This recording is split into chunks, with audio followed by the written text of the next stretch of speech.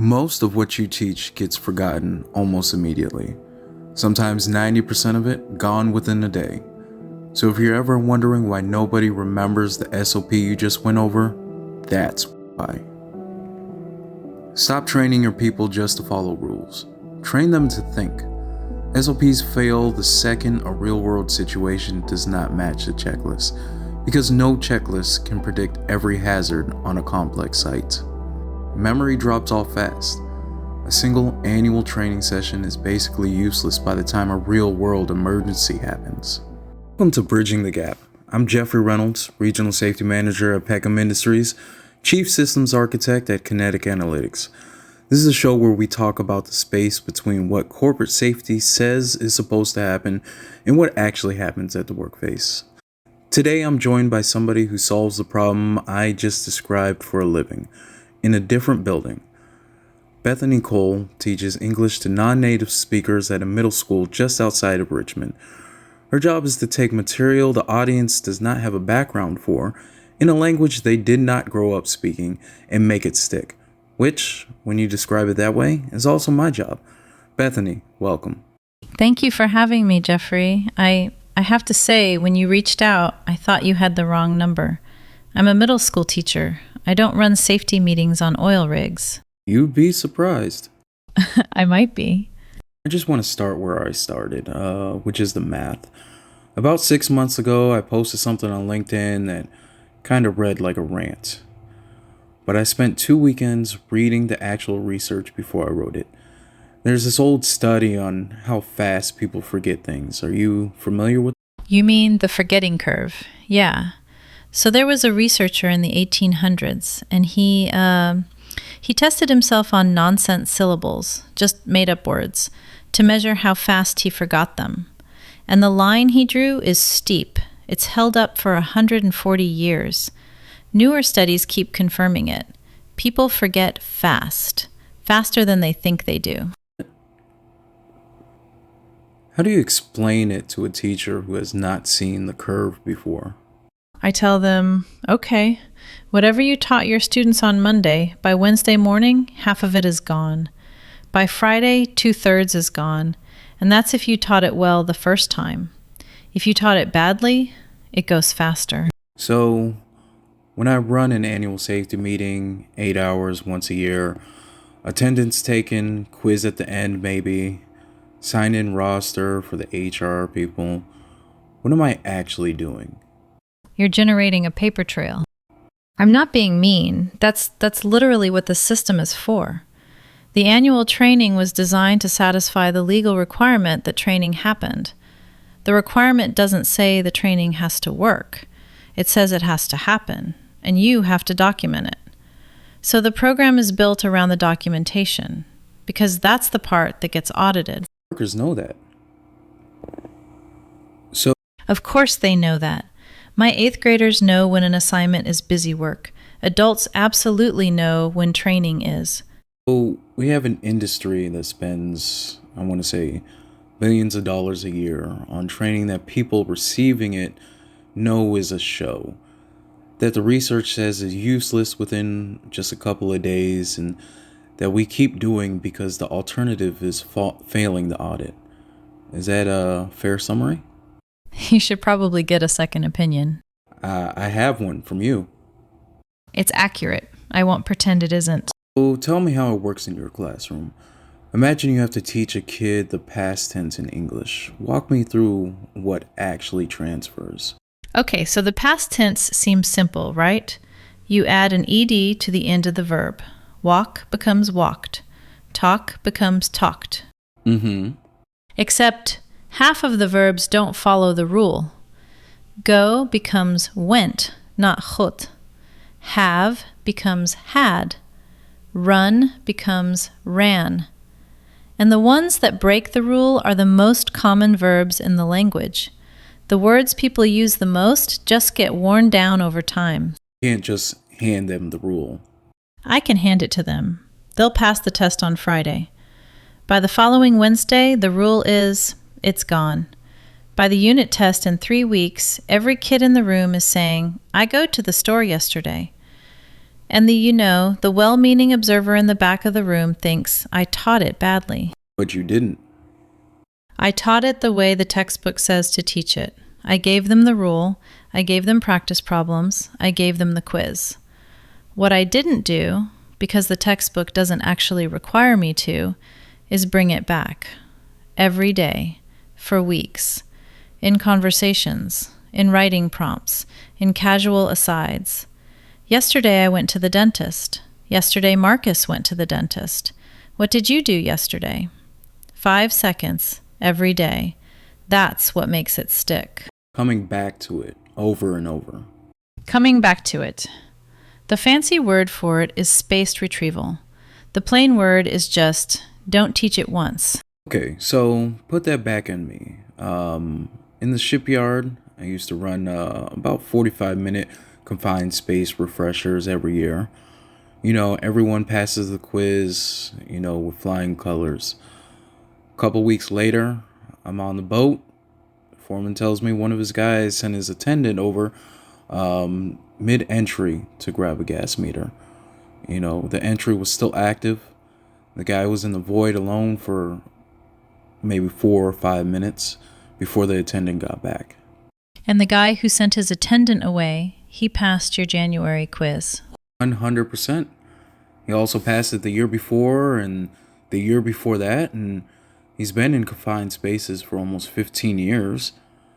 And in that moment, with a stalled job and a meter in the truck and a foreman waiting on him, the rule about never breaking attendant coverage was not in his head. It was in his quiz answers, and those weren't in the same place. No, they're not. I want to talk about something else you do that I had to learn to... I want to talk about something else that you do that I had to learn to do badly on my own. That's translation. Half of what I used to hand workers is written in government language. The employer shall ensure that confined space entries are conducted in accordance with 29 CFR 1910.146, including the maintenance of continuous atmospheric monitoring throughout the duration of the entry by means of a calibrated instrument. That is a real sentence from a permit I wrote back in the ship. That is a sentence written by someone who has never, ever had to say it out loud to a tired person at 6 a.m. So I rewrote it, and the rewrite was keep the meter on the whole time someone is inside. 9 words. Same rule, the workers can actually use. That's translation. That's not dumbing it down. That is the work. But I didn't know that. I thought I was making the procedure less professional. I felt like I was watering it down. The first time I gave the rewrite to my regional manager, he asked me where the regulation number was, because the original had it and, the rewrite didn't. I had to argue for keeping the rewrite. You were doing what teachers call scaffolding, giving someone the supports they need to climb to where they're going, without knowing what it was called. Tell me what that looks like in your classroom, because I think safety pros do it badly, because we just don't have a word for it. It's what it sounds like. You put supports around a learner so they can build the skill, and you take the supports away as they get more independent. So, a kid who's been in the country for 3 months gets a worksheet with pictures, fill in the blank sentences, and a list of words to choose from. Same content. A kid who's been here 3 years gets the worksheet with just the fill-in sentences. A kid who's been here 5 years gets a blank page and the prompt. Same content, different supports. So you don't change what they're learning, you change what they're learning it through. Right, and I don't apologize for the picture worksheet. The picture worksheet is not a worse worksheet. It's the right worksheet for that kid today. Where I used to get pushback in the shipyards, somebody always used to say, well, if you have to draw pictures for them, are they really qualified to be doing the work? as if the worker has to be able to read the CFR before they're allowed to be safe around the hazard. That's the same argument people make about my students. If they can't read the textbook, are they really high school material? Well, no. They're middle school material right now. And the textbook is written for adults. And the textbook is the problem. The CFR is your textbook. Your workers are not the wrong audience. The CFR is the wrong way to deliver it. The fact that you had to rewrite it into 9 plain words means you understood that. You did the right thing. Your manager was wrong. Play that clip for him. Please do. So I want to ask about the worst question in your job, or what I think is the worst question. That's, do you understand? Yeah, we are not allowed to ask that question. Tell me why. Because nobody who's being asked that question by an authority figure ever says no. Not in my classroom, not in your tailboard, not in a hospital, not in a courtroom. The answer to, do you understand, is always yes. The answer is always yes, whether the person understands or not. So the question gives you 0 information. And it does worse than that, actually. It generates a false signal. You walk away thinking they got it. What do you ask instead? I ask them to show me, or I ask them to explain it back to me, or I ask a question that requires the actual knowledge to answer correctly. Show me how you'd say I went to the store in 3 different ways, not, do you understand the past tense? That last one is the trick. That's the trick. The question has to be a test of the knowledge, not a test of whether they're willing to say yes to a teacher. I started doing this on Toolbox Talks probably about 2.5 years ago. At the end of the meeting, instead of saying, hey, any questions, which gets you nothing in silence, I'd pick one person and say, walk me through how you'd brief this to a new hire tomorrow morning. And, the first time I did it, the guy looked at me like I asked him to do a card trick. Yeah. But he tried, and about 30 seconds in, he stopped and he said, I don't actually know why we do that step the way we do it. And we hadn't covered it. I assumed everybody knew. He's been on the crew for, longer than I was with the company at that point, and he had never asked. Because asking in a meeting means admitting that you don't know. That is the moment. That moment, right there. That is what having them explain it back is for. You found a hole in his understanding in 30 seconds that a quiz would never have found, because the quiz lets him recognize words he half remembers. I want to land some of this. If a safety pro is listening to this and thinking, okay, I buy it, but I have a job and I can't go back to school to become a teacher, what are some of the moves they can steal from you tomorrow? 4 things. Walk them through. 1. Come back to it. Whatever the most important rule is on your site, the one that gets people hurt when they forget it, find a way to bring it up every single day. Not in a meeting, in passing. 2 sentences at the tailboard, a question at the gate, a sticker on the meter. How often you bring it up matters more than how deep you go. 5 seconds a day beats 45 minutes a year. It's not even close. 2. Ask them to explain it back. Stop asking, do you understand? Ask, how would you explain this to someone new? Pick one person. Don't make it the same person every day. Listen all the way through their answer without correcting them. You will find the gap. You'll find your own gap too, half the time. 3. Teach it more than one way. Whatever you teach in a slide deck, also teach in a hands-on demo. Also teach on a laminated card the worker keeps in their pocket. Same content, 3 formats. People remember different things in different ways. Some kids remember what they saw, some remember what they did, some remember what they read. Adults are the same. The deck alone is not teaching, it's reading out loud. 4. Tie it to a story. Every rule needs to be tied to a real story. The story is what the brain holds on to. Don't just say, Always test the atmosphere before entry. Tell them the story of the guy who didn't and what happened to him and who he was. The story carries the rule.